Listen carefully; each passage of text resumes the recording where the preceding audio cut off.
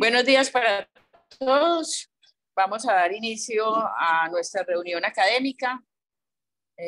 Un tema súper importante. Todos los días nos vemos enfrentados a situaciones de análisis y estudio de todos los procesos de la sangre, todo lo que son la coagulación, las plaquetas, diferentes tipos de procesos. Entonces, la doctora Carolina va a hacer pues su presentación de este tipo de patologías que no es frecuente, pero es de gran importancia porque tenemos que aprender a hacer muchos diagnósticos diferenciales. Al doctor Camilo, que nos está acompañando el día de hoy virtual, le agradezco mucho la compañía, la asesoría para la doctora Caro y por estar también siempre presente con todos nuestros estudiantes. Bienvenidos todos y doctora, tienes la palabra. Bueno, muy buenos días para todos. Gracias a la doctora Adriana por la presentación. ¿Me pueden confirmar si se escucha bien? Sí, me escucho súper listo. Bueno, mi nombre es Carolina González, yo soy residente de tercer año del programa de ginecología de la Universidad CES. Como bien lo dijo la doctora, hoy vamos a hablar sobre microangiopatía trombótica no específica del embarazo. Y primero que todo, pues quiero agradecer al doctor Camilo Bello por la asesoría y el acompañamiento en este tema. Acá les presento la tabla de contenido del día de hoy. Vamos a hablar sobre los objetivos de la charla, unas generalidades sobre la importancia y aspectos fisiológicos que nos van a servir de contexto para poder desarrollar la charla, la definición como tal de microangiopatía trombótica y posteriormente vamos a centrarnos en dos de ellas no específicas del embarazo, como lo son la púrpura trombocitopénica trombótica y el síndrome hemolítico urémico asociado al embarazo. De ellos tocaremos sus generalidades, el diagnóstico, el tratamiento y por último, pues sacaremos como unas conclusiones. Entonces vamos a empezar con los objetivos. La idea es que podamos identificar las microangiopatías trombóticas no específicas del embarazo, conocer su importancia, reconocer los aspectos claves para su diagnóstico oportuno y conocer cuáles son las terapias actualmente disponibles y la importancia de su implementación de forma oportuna nuevamente. Vamos a empezar entonces con un caso clínico. Se trata de una paciente de 25 años en su primera gestación con una clasificación A positivo, un embarazo de 38 más 5 semanas, ingresa a la institución con un cuadro de 2 días de evolución de contracciones uterinas regulares.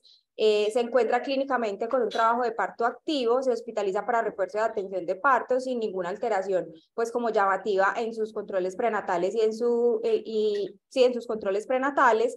La paciente tiene una evolución de trabajo de parto completamente normal. Durante la fase del expulsivo, la paciente presenta epigastralgia intensa asociada a cefalea y cifras tensionales que en ese momento se hicieron 2 tomas con rango de 145-90. Se procede a realizar la atención del parto vaginal, el cual se atiende sin ninguna complicación y se procede a la toma de paraclínicos y a la infusión de sulfato de magnesio. Estos son los paraclínicos que tenemos que se tomaron durante el expulsivo. Tenemos un hemoleucograma con un hallazgo llamativo de una hemoglobina de 10. En el control prenatal la paciente no presentaba pues como anemia, sin embargo no se pues tuvo como nos escandalizamos como por este reporte porque habíamos tenido pues como un trabajo de parto reciente. Las plaquetas nos muestran una trombocitopenia bastante importante asociada a una creatinina elevada para una paciente gestante y una transaminitis bastante importante asociado también a una LDH marcadamente elevada. En el uroanálisis encontramos proteínas 2 cruces, cilindros, una relación que era negativa para pues, asociarlo a un trastorno hipertensivo asociado al embarazo, con bilirrubinas elevadas a expensas de la bilirrubina indirecta. Los paraclínicos secundarios o de control que se le mandaron a la paciente fueron para evaluar causas secundarias, ya que se encontró como un daño de órgano blanco muy marcado asociado a lo encontrado en el sedimento del uroanálisis, por lo que se le pidieron paraclínicos como anticuerpos anti-DNA que fueron negativos, ENAs negativos, PANCAS negativos, CUMS directo negativo y un C3 y un C4 completamente normal. Acá podemos evaluar la tendencia de los paraclínicos de la paciente. A ver, yo pongo el puntero. Entonces, como observamos, aquí tenemos las plaquetas, miren la secuencia del control de las plaquetas de las pacientes, 24.000, 60.000, baja hasta 19.000, y posteriormente en más o menos 9 días de evolución se alcanza a recuperar un poco en un rango un poco más seguro. Vemos la tendencia también de la creatina, del hematocrito, de la hemoglobina, que nos evidencia pues como una anemia importante, además de la creatinina con la evolución también progresiva en el tiempo, alcanzando niveles de creatinina bastante elevados. Acá tenemos la tendencia de las transaminasas, vemos que también pues tenían una elevación bastante importante que a lo largo del tiempo pues como que se exacerba en ese momento del expulsivo en el posparto inmediato y que posterior en el tiempo pues va resolviendo al igual que el patrón de las bilirrubinas. La paciente presenta después pues en el puerperio inmediato anuria, esta dura 5 días, lo que hace que esta paciente pues sea candidata a terapia de reemplazo renal por la lesión renal aguda que presenta. Entonces, ¿qué tenemos como tal en esta paciente? Entonces, tenemos una paciente con un embarazo a término, con criterios clasificatorios de descifras tensionales, pues como para trastorno hipertensivo asociado al embarazo, una trombocitopenia marcada, una anemia hemolítica y una lesión de órgano blanco, dada por una injuria renal aguda. ¿Esto qué configura? Configura lo que vamos a hablar, que es el espectro de una patología, que es la microangiopatía trombótica. Vamos a hablar entonces de las generalidades. Es una patología o son patologías que son poco comunes, pero que son potencialmente graves. Alrededor del 90% de mortalidad se alcanza en estas pacientes sin un tratamiento oportuno. Este reconocimiento oportuno y diagnóstico e instauración del tratamiento hace que esta terapia, pues que esta mortalidad pueda bajar hasta un 20%. Está asociada con complicaciones altamente importantes en el embarazo, como lesión renal aguda, enfermedad renal crónica, otro pues compromiso de otros órganos como enfermedad cerebrovascular, edema pulmonar, coagulación intravascular diseminada, mayor asociación a transfusiones de hemoderivados, UCI y pues como ya hablamos, mortalidad. También afecta la función placentaria, generando pues un impacto negativo en el feto, con mayores tasas de restricción del crecimiento intrauterino, alteraciones del Doppler, de las pruebas de bienestar fetal e incluso la muerte. Entonces, ¿cómo vamos a definir este espectro de patologías? Es un espectro de distintos trastornos caracterizado por trombocitopenia, por anemia hemolítica microangiopática y por disfunción de órgano. Esto va a generar lesión en las células, esto se va a generar por lesión en las células endoteliales asociado a su vez a la formación de trombos, lo que va a generar el espectro como clínico de la enfermedad. Aquí hablamos como el fenotipo como tal microangiopático, en donde se da una modificación patológica de la microvasculatura con desprendimiento o inflamación endotelial, agregación intraluminal plaquetaria y deterioro de la microcirculación de los vasos. Volvemos a que esta es la expresión clínica de la enfermedad, puede afectar cualquier órgano, cualquier sistema. Sin embargo, es característico que su principal, pues como afectación sea a nivel renal, sistema nervioso y cardiovascular.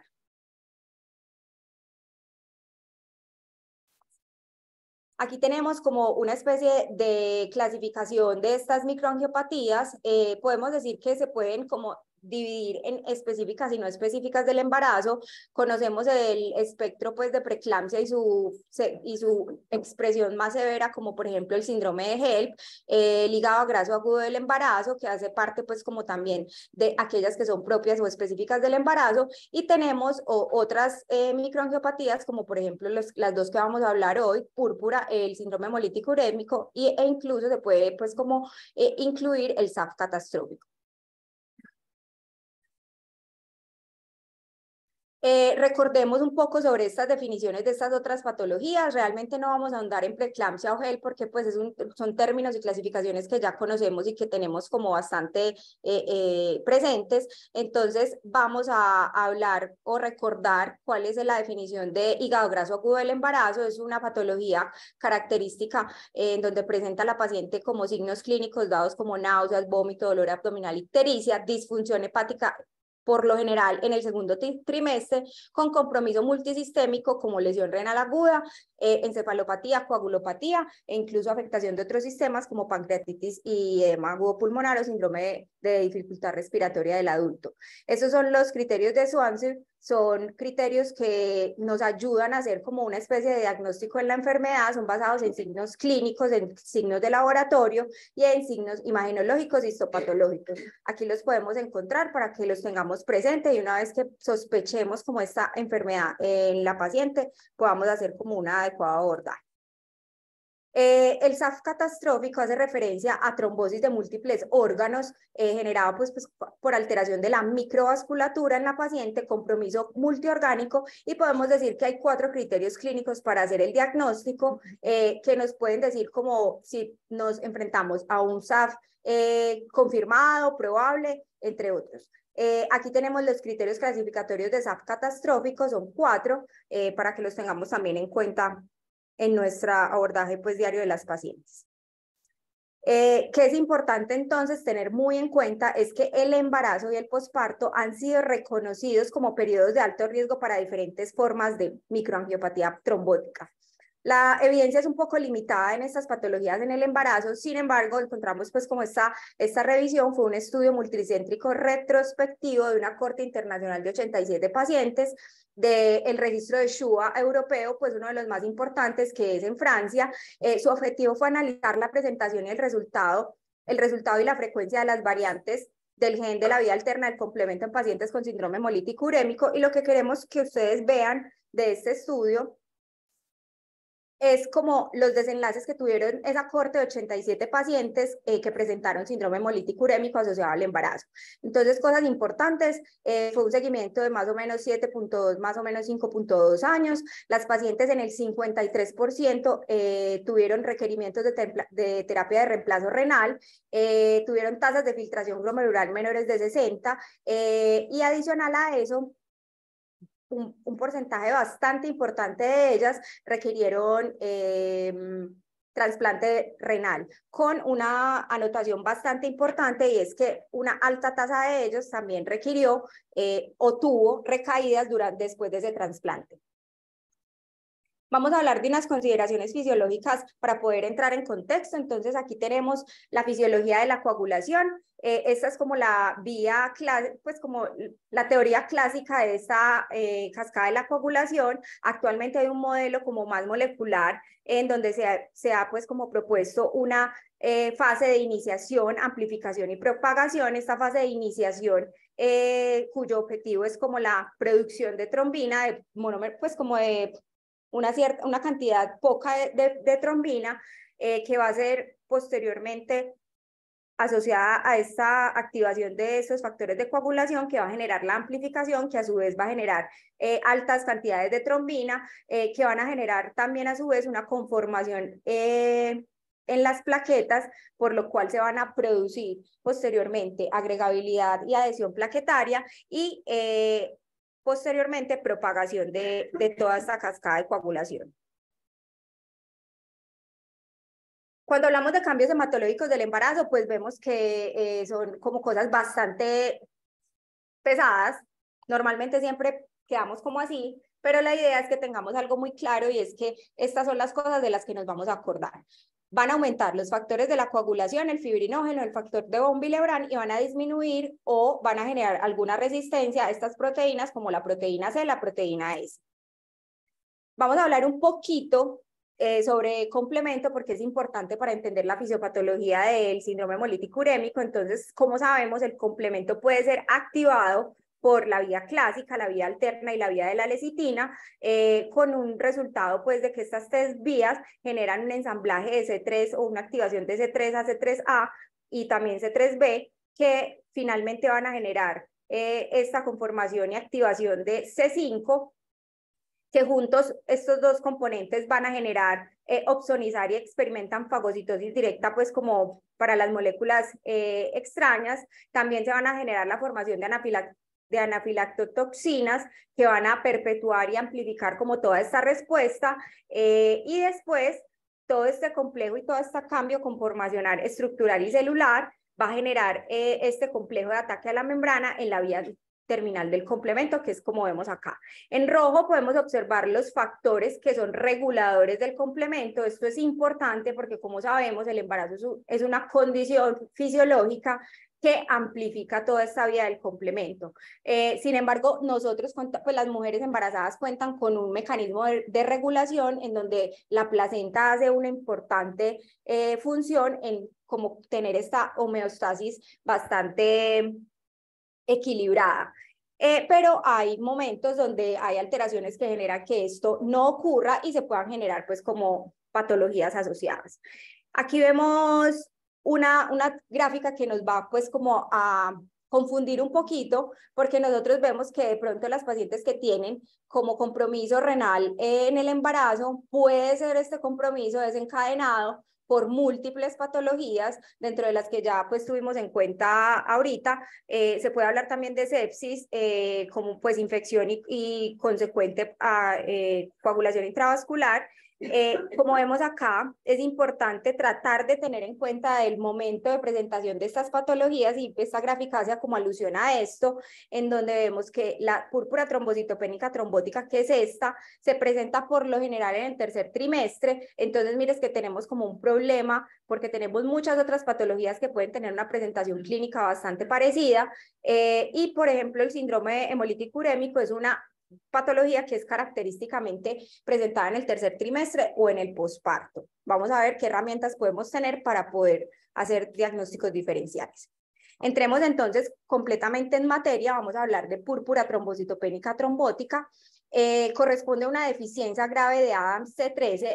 El Adams T13 es una metaloproteinasa específica que escinde los multímeros de factor de von Willebrand ultra grandes. Como vemos, acuérdense que el factor de von Willebrand está altamente aumentado en el embarazo. Tiene un inicio en la edad adulta con una relación de presentación hombre-mujer 2:1. El 17 al 20% ocurre en mujeres en edad fértil y representa hasta el 30% de todos los casos de púrpura trombocitopénica trombótica en adultos. Tiene una mortalidad de hasta el 20% con adecuado tratamiento. La deficiencia grave de Adams T13 hace referencia a una deficiencia menor al 10% de la actividad de esa metaloproteinasa. Puede tener una presentación congénita o una presentación adquirida. La congénita hace referencia a la mutación homozigótica o heterozigótica del gen de la metaloproteinasa, y la adquirida es generada por autoanticuerpos tipo IgG anti-Adams T13. Aquí vamos a ver fisiopatológicamente qué es lo que pasa. Entonces tenemos, como ya de pronto lo podemos estar pensando con lo que expliqué anteriormente, tenemos el Adams T13, que puede ser pues como alterado en su actividad por anticuerpos o por una alteración genética. Este Adams T13 va a estar bastante disminuido. Esta disminución va a generar que este factor de von Willebrand ultra largo no se pueda fragmentar. Esto va a generar, si vieron, pues si se acuerdan de ahorita de la cascada de la coagulación, las plaquetas se pegan, se adhieren al factor de von Willebrand para generar pues como hemostasia. Entonces esto finalmente, ¿qué va a generar? Que todo esto se pegue, haya un trombo, no haya forma de que esa circulación pase, y finalmente se presente la microangiopatía, la trombocitopenia y el daño de órgano.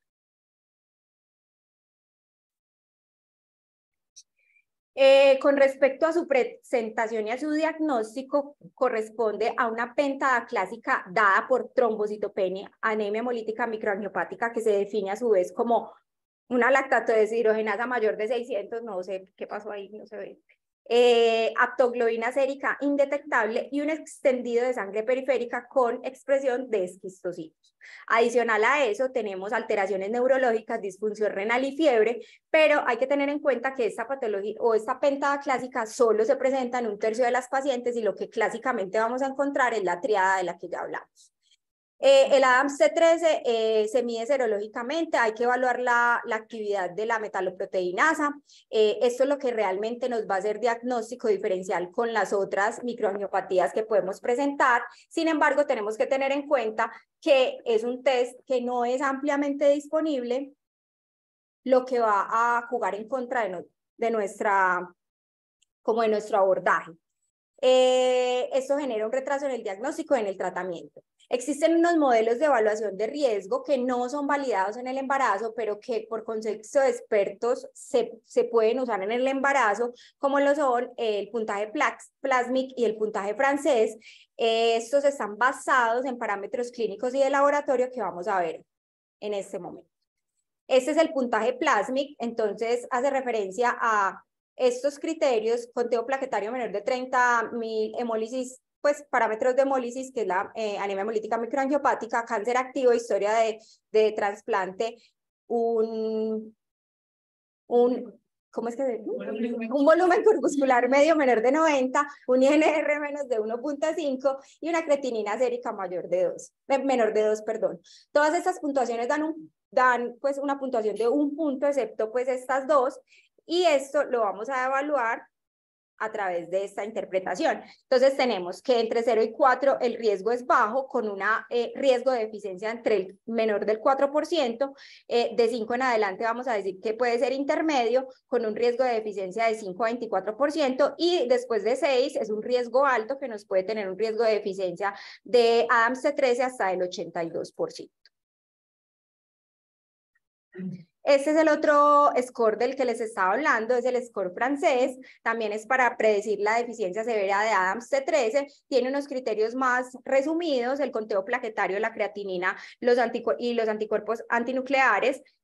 Con al menos un criterio positivo, esto nos va a dar un valor predictivo positivo de deficiencia, pues de deficiencia severa hasta el 85%, y con los 3 criterios, un valor predictivo positivo del 98.7%.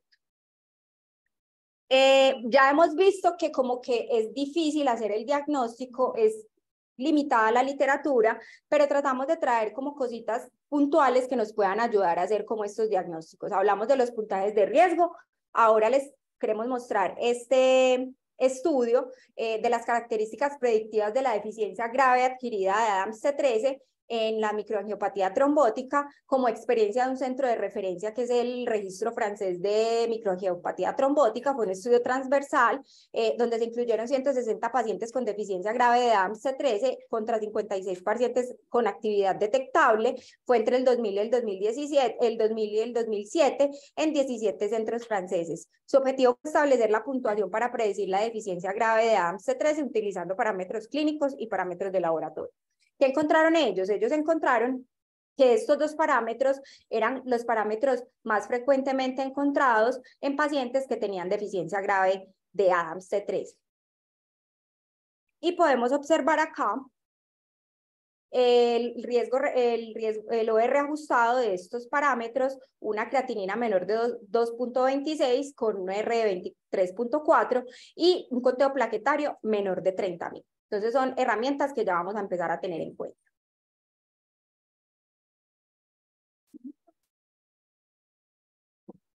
Con respecto al manejo, entonces vamos a hacerlo de forma guiada por unos pasos. Primero vamos a tener la alta sospecha clínica de la enfermedad, haciendo referencia a diagnósticos diferenciales. Podemos usar los modelos de riesgo y la clínica en las pacientes, y si tenemos de pronto un puntaje de riesgo que nos puntúe para una deficiencia grave con alta probabilidad, pues entonces la idea es uno iniciar el tratamiento inmediatamente. Sabemos que no es ampliamente disponible esta prueba, entonces les traemos esta estrategia. Es una estrategia en donde a través de una aplicación o el ingreso a una página web, este grupo genera las pruebas de Adams C13 de forma prioritaria en las pacientes. Usualmente son pruebas que son demoradas, que no se autorizan por la EPS, pero podemos apoyarnos con ellos. Lo único que hay que hacer es que debes como adquirir una credencial, que es un proceso netamente administrativo, y nos brindan las pruebas de Adams C13 en un tiempo de 24 a 48 horas en ciudades principales, y en ciudades un poco, pues no principales, hasta de 72 horas, sin ningún costo, para poder pues hacer como el diagnóstico definitivo de la enfermedad. En el QR pueden como evaluar o consultar la página y la aplicación. Después de que nosotros tengamos el diagnóstico serológico que confirma la deficiencia de Adams C13, o que tengamos una alta sospecha clínica por los score de riesgo, lo que vamos a hacer es instaurar la terapia. La terapia que se hace en estas pacientes es plasmaféresis diaria, con una secuencia pues, de seguimiento que va a determinar el control y el tratamiento posterior. Entonces, ¿qué es la plasmaféresis? La plasmaféresis es un recambio plasmático terapéutico, es una técnica, perdón, la plasmaféresis o el recambio plasmático terapéutico es una técnica o procedimiento que es terapéutico, que consiste en la depuración sanguínea extracorpórea de complejos inmunológicos. Lo que se hace es una extracción de volumen plasmático entre 2 a 5 litros. Esto se hace el cálculo con una fórmula pues, que no vamos a discutir en este momento. La pueden consultar en internet. La finalidad es remover las partículas de gran peso molecular que puedan estar asociados a la patología o a inmunocomplejos.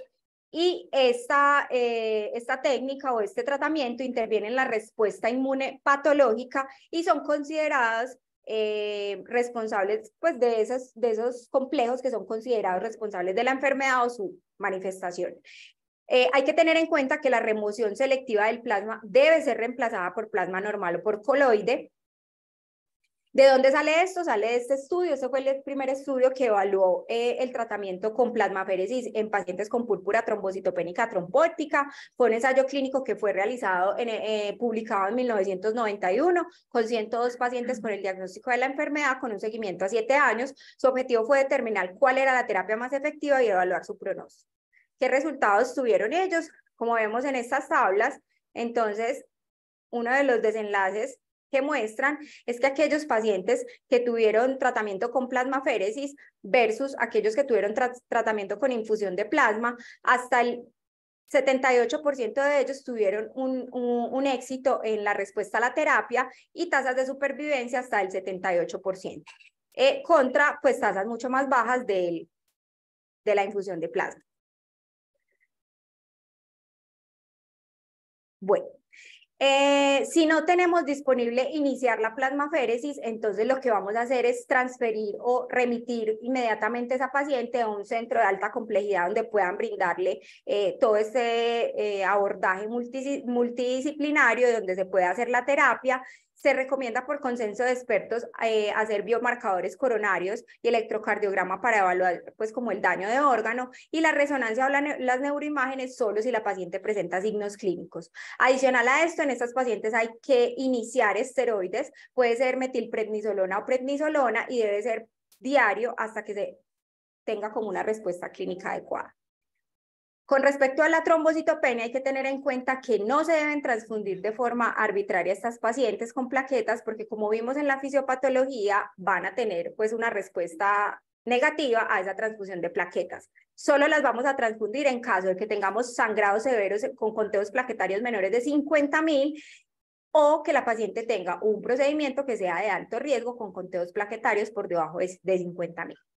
Con respecto a la respuesta clínica, entonces tenemos que hay varios como respuestas que podemos tener. La respuesta adecuada es que la paciente logre con la plasmaféresis y con la instauración del esteroide conteos plaquetarios por encima de 150.000, que la LDH baje 1.5 veces el valor normal o por debajo de 600, y que no haya progresión o nuevo compromiso de lesión de órgano blanco, sea cual sea el que hayamos tenido, lesión renal aguda, enfermedad cerebrovascular o lesión en algún otro órgano. Tenemos también una respuesta clínica que puede ser la remisión, en donde la paciente, pues que se define como que la paciente no requiera plasmaféresis después de 30 días, la actividad de la ADAMTS C13 sea mayor del 20%, y a estas pacientes lo que se hace es como un seguimiento mensual con niveles de ADAMTS C13 y se define si requiere o no pues continuar con tratamiento o evaluar recaídas en estos casos. La recaída se define como una ADAMTS C13 en controles menor del 20%, y lo que se debe hacer es reanudar la plasmaféresis con o sin terapia inmunosupresora adicional. Tenemos también una definición de respuesta refractaria, que es aquella paciente que después de 5 días de esteroides y de 5 días de plasmaféresis diaria no logra unos conteos plaquetarios en rango seguro. ¿Cómo vamos a manejar las recaídas? Entonces la literatura describe que rituximab, azathioprina y ciclofosfamida son medicamentos que se pueden usar. El rituximab en el embarazo no tiene evidencia, o sea, hay solo reportes de casos sobre la seguridad con respecto al feto del uso de este tratamiento. La idea es que lo hagamos en aquellas pacientes que tengan pues como signos de refractariedad o que tengan algún compromiso, estas pacientes se desembaracen y puedan ser candidatas a la terapia con rituximab, pero no hay pues como una opción en la literatura que avale pues como el uso. Con azathioprina y con ciclofosfamida pueden ser medicamentos que pueden usar, son medicamentos que son indicados en condiciones reumatológicas en el embarazo con pues como cierta seguridad, entonces se pueden considerar y aquellas pacientes que tengan que no tengan respuesta a la terapia, Caplacizumab es uno de los medicamentos que se puede usar en el posparto porque en el embarazo todavía no tenemos evidencia de que sea seguro usarlo. Este medicamento es un fragmento de inmunoglobulina de dominio variable, perdón, que hace pues a través de su mecanismo terapéutico pues control como de la enfermedad. ¿Qué otras cosas podemos hacer? Entonces, el tratamiento de soporte, cuando ya contamos con que estas pacientes tengan una respuesta adecuada, se debe indicar aspirina a dosis bajas con contreos plaquetarios mayores de 50.000 y la tromboprofilaxis con heparinas de bajo peso molecular con conteos plaquetarios por encima de 50.000, porque es claro que estas pacientes tienen mayor riesgo de tromboembolia venosa por enfermedad aguda como tal o por inmovilidad. Ese es el algoritmo diagnóstico que les traemos para evaluar estas pacientes ante la alta sospecha clínica. Vamos a hacer un manejo multidisciplinario de estas pacientes, ojalá apoyados de hematología, ordenar ADAMTS C13 y en caso de tener pues como alta sospecha clínica, iniciar de inmediato la plasmaféresis. Podemos tener estos tres escenarios, ADAMTS C13 entre el 10 al 20%, lo que hace considerar pues que eso es una actividad intermedia que puede no estar relacionado con la enfermedad, el ADAMTS, la deficiencia menor del 10, pues la actividad menor del 10% que realmente lo que nos hace es como prácticamente diagnóstico, o aquella que es mayor del 20% que nos hace pues como descartar la enfermedad. Entonces, de acuerdo a si consideramos que puede ser inmunomediada o que puede ser congénita, va a ser el abordaje de estas pacientes. Esto lo vamos a hacer a través de la medición de inhibidor o de anticuerpo pues anti-ADAMTS C13. Se evalúa, ya sabemos que ya instauramos el tratamiento, se evalúa la respuesta clínica y de acuerdo a la respuesta clínica, como les mencioné previamente, se van a hacer los seguimientos y la plasmaféresis de las pacientes hasta el parto o hasta que la desembaracemos o hasta que ya no sea necesario más.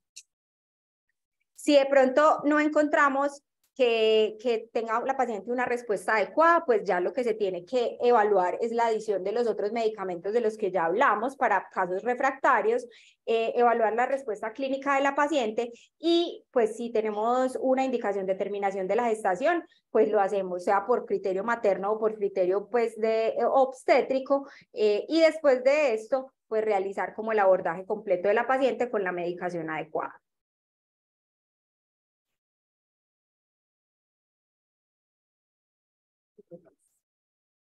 Este otro algoritmo es de las pacientes con antecedente de púrpura trombocitopénica en un embarazo previo, se los voy a dejar porque por áreas del tiempo pues no es como el enfoque de la charla, entonces para que lo tengan ahí, pero y lo puedan consultar. Vamos a hablar ahora de síndrome hemolítico urémico, perdón, no sé qué le pasa a esto, síndrome hemolítico urémico atípico asociado al embarazo. Esta patología consiste en la disregulación de la vía alterna del complemento, que ya hablamos previamente. En ella se genera una activación descontrolada, con lo que consecuentemente resulta inflamación, daño endotelial, estados protrombóticos y la microangiopatía sistémica. Representa hasta el 20% de todos los pacientes con síndrome hemolítico urémico y es característicamente más prevalente en las mujeres en edad fértil. Su presentación es grave, hasta el 70% de las pacientes pueden tener requerimientos de terapia de reemplazo renal, el 53% de estas pacientes van a quedar con enfermedad renal crónica en ausencia de tratamiento y tiene una alta morbilidad y mortalidad tanto materna como perinatal, como lo hemos visto previamente. Esta es la fisiopatología a grandes rasgos del SHUA atípico, entonces puede ser por mutaciones heredadas o por factores ambientales. Aquí vemos que está el embarazo, donde se genera esa disregulación de la vía alterna del complemento. Esto va a generar que estos componentes sean amplificados, que se genere pues una amplificación de inflamación, daño endotelial, que va a generar finalmente este daño endotelial con sobreexpresión de adhesión y agregación plaquetaria, además de su activación, con la consecuente formación de trombos en la microvasculatura. Su presentación clínica es clásica de trombocitopenia, anemia hemolítica microangiopática sin otra causa, es más bien como un diagnóstico de exclusión. Se puede hacer una distinción sobre la afectación renal porque es exquisito el daño renal que estas pacientes presentan, es mucho más acentuado que con respecto a las otras microangiopatías. La lesión renal aguda es de rápida evolución y puede afectar otros órganos como cualquiera cualquier sistema puede ser afectado. La sospecha, el problema es que la sospecha se hace sobre la base clínica y de laboratorios, entonces ahí tenemos como un pequeño problema. En este estudio, fue un estudio retrospectivo un poco reciente sobre el síndrome hemolítico urémico, fue descriptivo, una corte de 22 pacientes de la base de datos de SHUA europea. Su objetivo fue analizar los datos epidemiológicos, clínicos y pronósticos de la enfermedad en pacientes con SHUA atípico. Y acá una de las clavecitas que podemos tener en cuenta es que la mayoría de las veces se presenta en pacientes posparto. ¿Por qué creen que esto pasa? Hablamos de la fisiopatología y de los cambios fisiológicos del complemento. Sabemos que la placenta es importante regulador de esta como equilibrio en cuanto al complemento. Entonces, cuando sale la placenta, se quita como ese factor regulador y la paciente que tiene el riesgo, sea congénito por factores ambientales, desencadena la enfermedad. Entonces, como vemos acá, en esta revisión un poco menos reciente, también la presentación típica es en el posparto. Uno de los problemas, pues como ya han visto, es que tenemos alteraciones en la diferenciación o el diagnóstico diferencial de estas patologías con respecto a las específicas del embarazo. El síndrome de HELP es uno de los que más nos hace confundir con esta patología. Este estudio fue una corte retrospectiva de partos complicados por HELP y SHUA posparto. En este centro fue un estudio que se realizó entre enero del 2015 y diciembre del 2018 y su objetivo fue identificar parámetros de laboratorio que diferenciaran SHUA versus HELP en el puerperio. ¿Qué encontraron ellos? Ellos encontraron que estos niveles de estos marcadores serológicos estaban más asociados a síndrome hemolítico urémico, hasta en un 95%, pues con una especificidad hasta el 95%. ¿Cuáles eran? Una creatinina mayor de 1.9, una lactato deshidrogenasa marcadamente elevada mayor de 1000 y la asociación de creatinina mayor de 1.9 o una LDH mayor de 600 también nos hacía como esta diferenciación. Con respecto al manejo de esta patología, cuando ya estamos bastante seguros que esta es la patología que está afectando a la paciente, debemos instaurar el manejo con eculizumab. Eculizumab es un medicamento que es un anticuerpo monoclonal, capa híbrido que tipo IgG2, IgG4, contra el C5, pues el componente C5 del complemento de la vía terminal. Cuando nosotros sospechamos púrpura o SHUA, hacemos el inicio de la plasmaféresis mientras tenemos como los criterios, pues, o nos podemos apoyar de cuál de las dos puede ser. Si los niveles de Adams T13 son mayores de 20%, pues ya sabemos que esta no es, entonces se debería iniciar eculizumab. La dosificación es de 900 miligramos cada semana por 4 semanas, luego se sigue en la quinta semana 1200 miligramos y después 1200 miligramos cada 2 semanas, haciendo ajustes de acuerdo a la respuesta clínica de la paciente. Eculizumab no tiene estudios específicos en el embarazo como tal, se puede usar con tranquilidad en el puerperio, pero la hemoglobinuria paroxística nocturna es una patología en el embarazo que se trata con eculizumab, entonces de cierta forma tenemos una especie de tranquilidad porque estos estudios en estas pacientes no han mostrado como una alteración específica que pueda contraindicar el uso de esto, entonces se basa como en eso. Este estudio fue una corte global de 1.029 pacientes.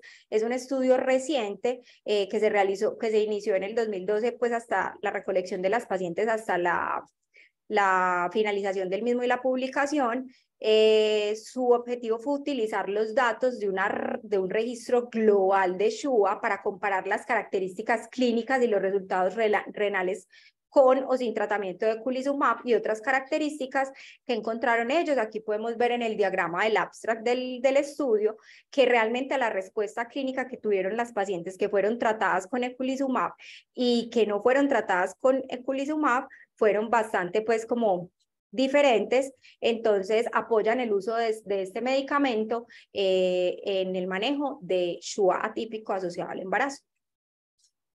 ¿Qué nos vamos a llevar a casa? Nos vamos a llevar a casa esta tabla. Esta tabla nos hace referencia a los casos, pues como a las cosas puntuales que hemos discutido sobre todo a lo largo de la charla, que nos van a ayudar a hacer el diagnóstico diferencial. Tener en cuenta que en la púrpura trombocitopénica trombótica es exquisita la trombocitopenia, que es menor de conteos plaquetarios de 50, pues menores de 50.000, con niveles de Adams T13 menores del 20%. En el síndrome hemolítico urémico, el compromiso renal es altamente importante, asociado también a microangiopatía. En el SAF catastrófico vamos a tener anticuerpos pues, para SAF positivos, asociados pues, a la clínica que ya tenemos. Y en el hígado graso agudo del embarazo, el compromiso importante es el dolor abdominal, la lesión o la alteración en el hígado. Y estas pacientes son características que presentan hipoglicemia. Este es otro algoritmo que se los voy a dejar ahí, es para evaluar las pacientes que tienen antecedentes de SHUA.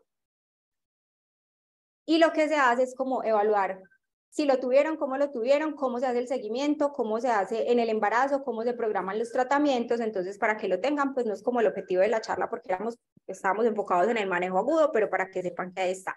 ¿Qué tenemos en Colombia? En Colombia estamos trabajando en estas patologías. Este estudio es un estudio que es realizado por el Grupo Grisio, de cuidado obstétrico, pues liderado por el doctor Rojas. Es una corte observacional retrospectiva de ingresos a UCI entre 2006 y 2011 en un hospital de tercer nivel en Cartagena, Colombia. Su objetivo es comparar la incidencia de microangiopatía en la población obstétrica que están críticamente enfermas de acuerdo a flujogramas validados para el diagnóstico de esta patología. Es un estudio que está ya como en publicación. De hecho se va a presentar como póster en el Congreso de la Asociación Internacional de Trombosis y Hemostasia, esto es en junio de este año. Este otro estudio es un registro Grisio de SHUA, también a través de una corte retrospectiva para pues, mujeres con criterios de SHUA en el embarazo.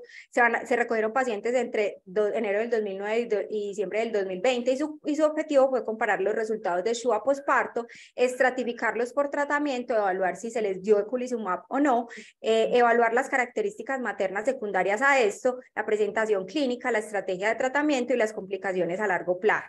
Este estudio también va a ser presentado en el Congreso de este año de la Asociación Internacional de Trombosis y Hemostasia en junio. Esperamos pues como que les vaya muy bien y los resultados de este estudio.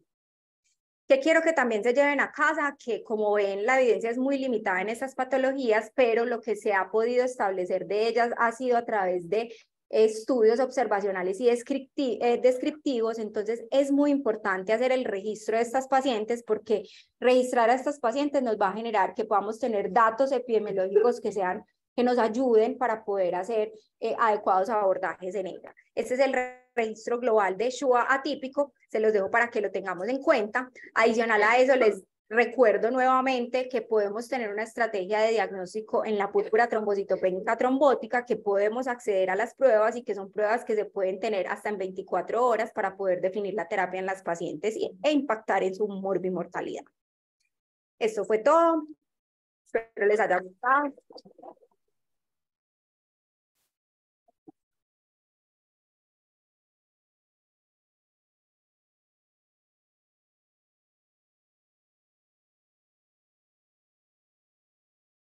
Como asesor y como experto en el tema, tus aportes también son muy valiosos. Buenos días a todos. Antes que nada quiero presentar pues mis excusas por no haber podido estar presente, pero pues surgió la invitación al Congreso de Cuidado Intensivo y no pude decir que no en ese momento. Pues yo creo que Carolina hizo una muy buena aproximación. Creo que se cumplió el objetivo de la charla. Yo simplemente quisiera como hacer un enfoque resumido de cosas importantes que se tienen que llevar para la casa. Lo primero es que realmente no nos importa que ustedes aprendan a poner una plasmaféresis ni que ustedes aprendan a poner eculizumab. Lo que nos interesa es que todos salgan de aquí con la idea de que hay un mundo más allá de la preeclampsia. Es decir, todos hemos tenido la paciente que desembarazamos y no mejora, sigue con la preeclampsia. Todos hemos tenido la paciente que se nos ha muerto porque hizo un HELP agresivo y nos quedamos simplemente pensando en que la señora lo que tuvo fue una preeclampsia severa y un HELP muy agresivo. Y eso genera mortalidad. En Colombia el año pasado, la preeclampsia siguió siendo la primera causa de mortalidad en nuestro país, de muerte materna. Y muchas de esas pacientes muy seguramente fueron pacientes que tuvieron una microangiopatía trombótica que no se pudo diagnosticar, porque nos quedamos pensando solamente en el HELP. Entonces, ¿cómo llegamos hasta el abordaje y cómo llegamos a pensar que es una microangiopatía trombótica? En resumen, primero, toda paciente que lleva desembarazo y no mejora. Esa es la primera alarma que yo debo tener en cuenta. La paciente que tiene ese HELP, que yo creo que es el HELP más horrible que he visto en mi vida y que no mejora desembarazándola. Porque es que por historia, la preeclampsia debería mejorar una vez la desembaraza uno. Primera alarma importante. Una vez yo activo esa primera alarma importante, lo primero que yo tengo que hacer es pensar en dos patologías, que son el síndrome hemolítico urémico y la púrpura trombocitopénica. Son las dos que yo tengo que tener en mi cabeza. ¿Por cuál de las dos me voy a inclinar? Dependiendo de cuál es la principal alteración que estoy viendo.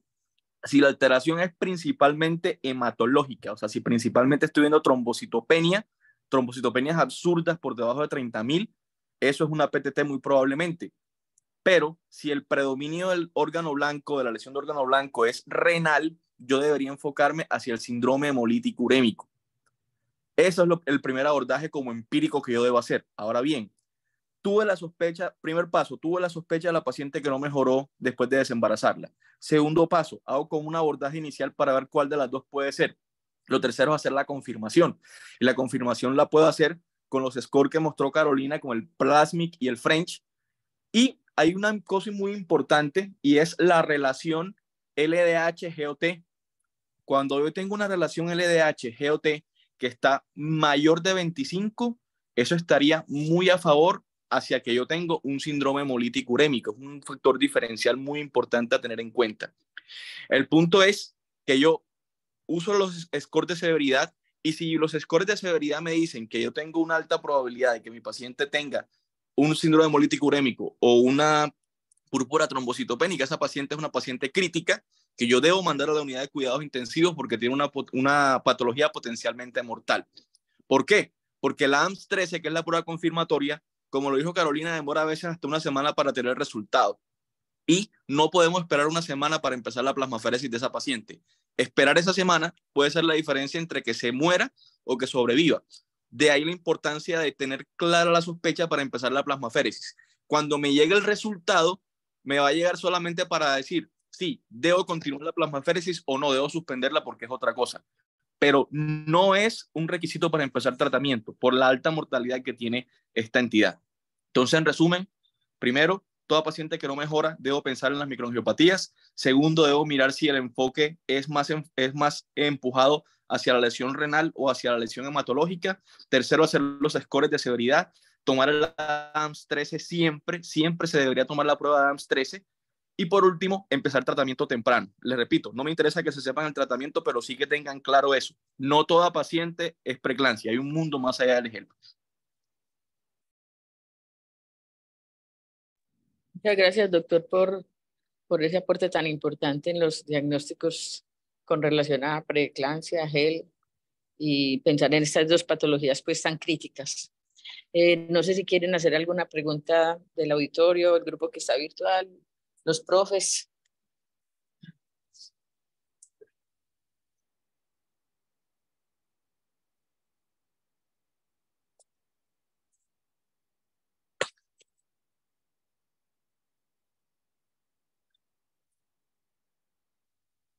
Quedó todo como muy claro, o mucha expectativa.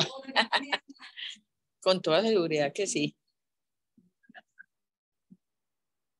Doctora. No tengo una pregunta, pero sí quería felicitar a Caro.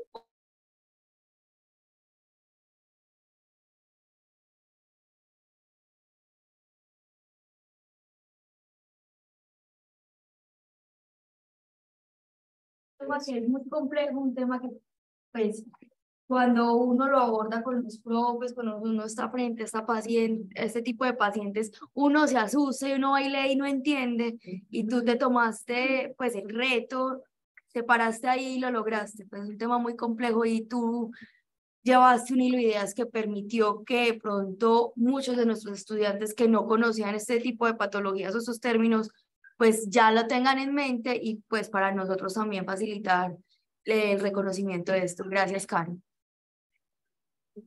Sí, yo también te quiero felicitar porque es un tema que no es fácil de abordar, difícil y puede uno buscar algo más sencillo, pero te comprometiste a hacer unos diagnósticos diferenciales importantes, manejaste muy bien, te expresaste muy bien, toda la presentación súper impecable. Te felicitamos, de verdad, muy bien. Doctor Camilo, mil gracias pues por acompañarnos con la doctora Caro, por los aportes. A la doctora Caro nuevamente felicitaciones y bueno, gracias a todos por estar por acá. Gracias, doctor Camilo.